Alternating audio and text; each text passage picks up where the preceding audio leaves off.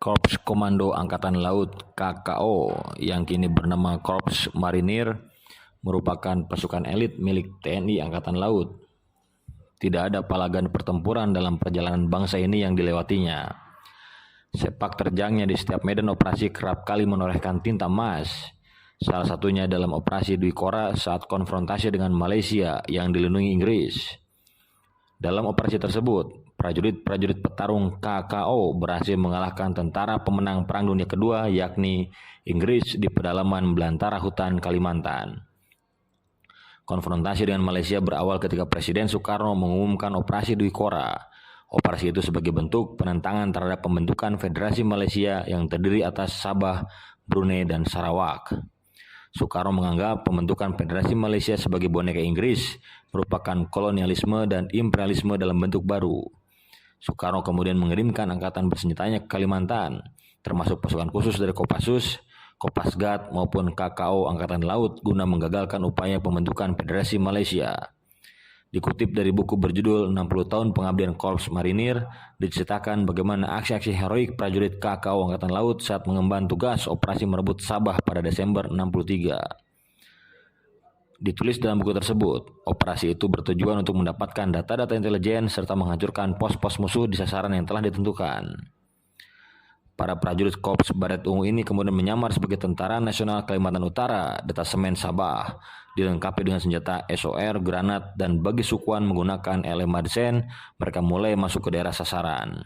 Sementara itu, pihak musuh Inggris di samping menggunakan sistem pertahanan inkonvensional juga melakukan pembersihan perkampungan dengan mengungsikan penghuninya ke daerah tertentu. Mereka bahkan telah mempersiapkan dan membangun pertahanan dengan sangat kuat. Meski demikian, hal itu tidak membuat gentar. KKO Angkatan Laut Peleton N1 di bawah Serda KKO Rebani berhasil masuk ke daerah musuh hingga baku tembak dengan musuh tidak dapat terelakkan. Dalam pertempuran tersebut, Peleton KKO Angkatan Laut berhasil memukul mundur lawan. Selanjutnya, pasukan ini melanjutkan gerakan ke sasaran yang telah ditentukan, yaitu Lahat Datu. Sayangnya, dalam perjalanan pasukan ini kehabisan bahan makanan, sehingga terpaksa mencari makanan di kampung Serudong yang telah ditinggalkan penghuninya untuk selanjutnya melanjutkan perjalanan ke Kelabakan. Ketika mendekati kampung Kelabakan, pasukan KKO Angkatan Laut ini berhasil menangkap seorang penghuni kampung. Didapat informasi bahwa di kampung Kelabakan terdapat pos musuh yang cukup kuat, bahkan diperlengkapi helikopter. Berkat informasi yang cukup lengkap, Komandan Peleton Serda KKO Rebani memutuskan untuk melakukan serangan malam hari. Tepat pada 30 Desember 63 pukul 9 malam, diputuskan untuk melakukan serangan dengan membagi dua pasukannya dan bersama-sama mendekati sasaran dari arah berlawanan. Setelah melalui pertempuran sengit, pos musuh dapat diduduki. Beberapa senjata dapat disita, yaitu 1 pucuk BAG NATO, 7 pucuk SOR, 10 stand gun, dan 1 pucuk pistol. Dalam pertempuran ini, satu pasukan KKO gugur bernama Prako Gabriel, sementara dari pihak musuh 8 orang tewas dan 38 orangnya lainnya luka-luka.